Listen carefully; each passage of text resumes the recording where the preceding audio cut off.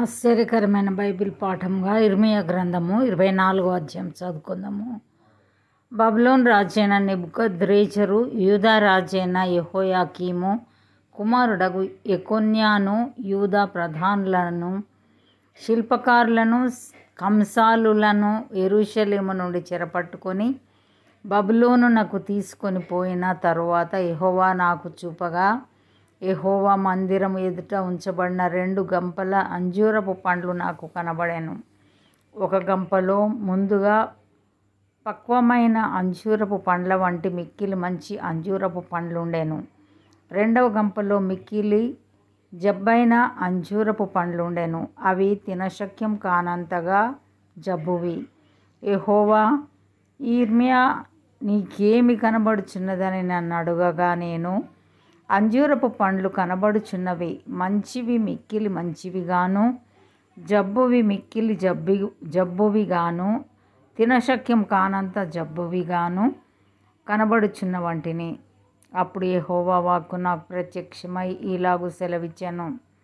ఇశ్రాయేలు దేవుడైన యెహోవా ఆజ్ఞ ఇచ్చినదేమనగా, వారికి మేలు కలగవలెనని ఈ స్థలం నుండి నేను కల్దీయుల దేశమునకు చెరగా పంపు యూదులను ఒకడు ఈ మంచి అంజూరపు పండ్లను లక్ష్యపెట్టుచున్నాను.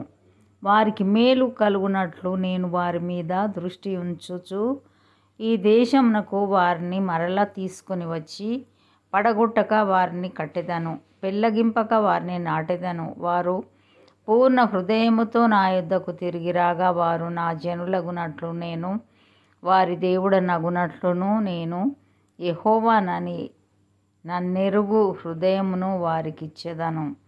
మరియు యూదా రాజైన సిద్కియాను అతని ప్రధానులను, దేశంలో శేషించిన వారిని, ఐగుప్తు దేశమున నివసించు వారిని మిక్కిలి జబ్బువైనందున తినశక్యం కాని ఆ జబ్బు అంజూరపు పండ్ల వలె ఉండచేసేదనని యెహోవా సెలవిచ్చుచున్నాడు.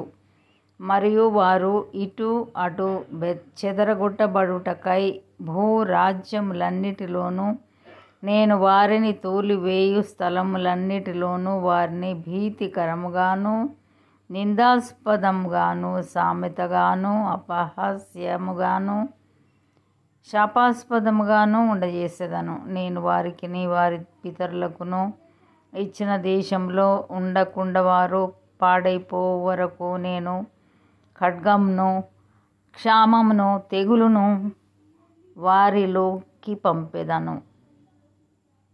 ఇంతటితో ఇదను కొరకైన బైబిల్ పాఠము సరి.